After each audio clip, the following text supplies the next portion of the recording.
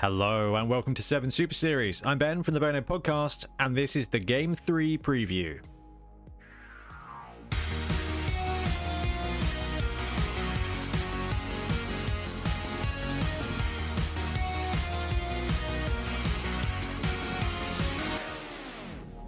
Seven Super Series is our escalation league for the best way to play Blood Bowl Sevens. Sevens is a fast play variant with a smaller pitch, smaller teams, shorter halves, but bigger gameplay. We've got 5 teams facing off against each other across 10 weeks, then we'll take the top 4 teams and through a series of knockout playoff games, determine the 7 Super Series 3 champion. This is an escalation league, so no permanent injuries, and before each game a team plays, they will receive a single skill depending on their team tier. Every week we'll have a little preview show that highlights the game coming up the coming weekend, and this weekend we're going to be joined once again by co-host Blood Tithe Ben, who is going to be returning to his Khorne roots and is going to be running our Khorne team, the Golden Skulls, against a very beautifully painted Sabertusks team, the Ogre team for this season, which has been lent to us by Ian Warhammer, and Bonehead Ben is going to hopefully roll not too many boneheads in that game. And yes, I just referred to myself in the third person, and I am appropriately ashamed. Anyway, let's have a look at the coaches, at the rosters, at the matchup, and then of course the viewer championship. Okay, before we kind of delve into the rosters, you guys have asked a couple of times, how is this going to work when there's 5 teams? Now, as we're going into round 3, you will have already noticed that one team has skipped the first round, and that is because every team is going to skip a round. They're going to have a bye week. Now, they'll still get the same amount of skills as the other teams. So the Sabertusks, who didn't play in the first round, are going to go into the second round with 2 skills, the same as every other team. So as the season goes on, basically we've stacked the games so that it's not too long between a game or for a specific team. So if you're really fancy following the Golden Skulls or the Carrion, actually we're going to be 2 to 3 weeks tops before there is a game with them again, and that's kind of how we structured it in the first series, and I kind of forgot to point it out in this series. So for this round 2, we're going to have Golden Skulls versus Sabertusks this coming week, and then next week will be Carrion and the Loathen Legion, with the Undercity Warpfires taking a well-deserved bye. Anyway, let's have a look at the rosters for this week's game.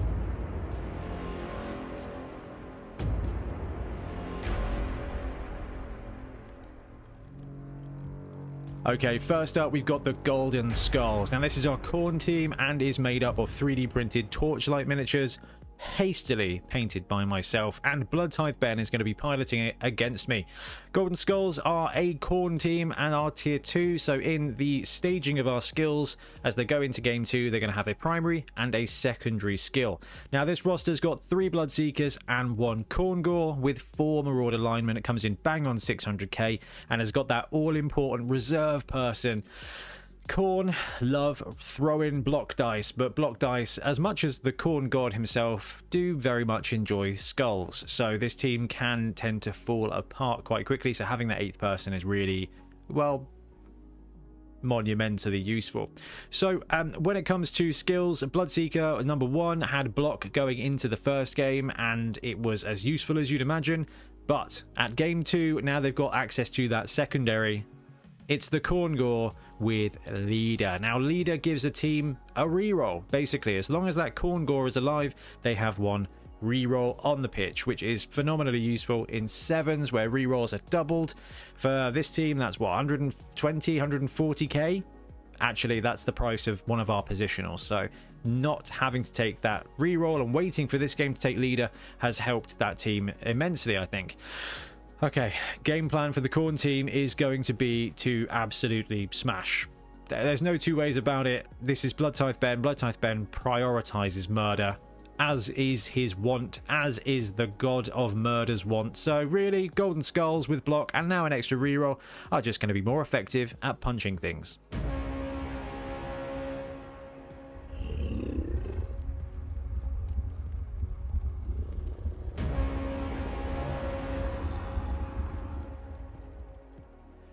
And I'm going to be piloting the Ogre team. So this team has been lovingly painted by Ian Warhammer. It's his league team at the moment, and it's doing pretty well in the league. and it's a lovely team. So this Ogre team, the Stone Valley Sabertusks, have got the Run Punter and 2 Ogre Blockers, backed up by 8 Noblar Heroes. I know that's not their official name, but it really is their unofficially official name. So 11 players on this roster, and enough cash left over for the Desperate Measure. Now, Desperate Measures are one of my favourite things about the new 7s variant. 50k, roll a d8, maybe you'll get a wizard, maybe you'll get extra fouls. It doesn't matter. It's narrative, it's swingy. Some of them are garbage. Actually, none of them are garbage. Some of them are great, some of them are not great, and that's kind of the risk here. But quite frankly, we'll just bin off worrying about that, because we've got 11 players and 8 of them are just awesome. Noblars are so good all of the time, but especially in 7s. Movement 5 is not fast, but being able to take a 2++ dodge everywhere forever basically is phenomenally useful, and 3 ogres on the pitch is a monstrous amount of monster. 3 strength 5 plus 1 to mighty blow hitters is brilliant. And as this team is a tier 3 team, they're going into this game with 2 skills, a primary and a secondary. The primary went on the Run Punter, getting leader. Again, everything we just said about the Khorne team is applicable here. That leader is going to be really useful to sneak a team reroll onto the roster. No loner for these ogres means that reroll is just going to be free rolled to whoever needs it, but it probably won't be ogre blocker number 2 who has going to have block as he moves into this round. And a strength 5 block piece is awesome. Now, Khorne like to punch things. I don't think they're going to like to punch the strength 5 army that we've got here, and I think the ogres have got this integral advantage that Ben's going to need to stage some supportive blocks to get good 2 dice on any of my ogres, and the little Noblars with dodge and sidestep are going to be able to take those frenzy pieces and lead them completely and utterly astray. And really, on top of all of that awesomeness, we've got a Desperate Measure, so who knows what we'll roll. Okay, so we've talked about the rosters and the coaches. I mean, it's me running ogres. I love ogres. And it's Ben running Khorne. He loves Khorne. Ben is a violent Blood Bowl coach, so this is going to be full-on oppression. Now, ogres are brilliant. We've got 3 strength 5 pieces who don't need to activate to cause a problem for the frenzy-mad Khorne team. However, I can see Ben trying very hard to target the Noblars here, because once the Noblars are gone, it is easy for the numbers to turn on the Ogre team. And actually only having 8 Noblars, if you're playing a couple of drives and you lose a few each drive, you don't have a huge amount in reserve. Ogres are fine at Edge 4+, but they do have Bonehead, and with 3 ogres on the pitch and 6 turns a half, we're expecting quite a few Boneheads as the game goes by. That said, ogres are Edge 4+, and 4+ is enough agility to pick up the ball, so it's going to be a really interesting match here. I think it depends. If the mighty blow of the ogres comes through, winning. If the Noblars with dodge step can use that to position the Khorne frenzy boys into a bad place, winning. On the other hand, even Ben's linemen are going to get 6 die blocks against my Noblars. So I think even with dodge, that's going to potentially take a bit of a turn. And then the Bloodseekers, of which there are 3, only need 2 assists to throw 4 dice at the ogres. And an ogre going down is a massive, massive disability for this team. Both teams have got that leader reroll. Probably more resilient on the Ogre Run Punter than it is on the Khorne Gore, but look for both of those players to probably be targeted.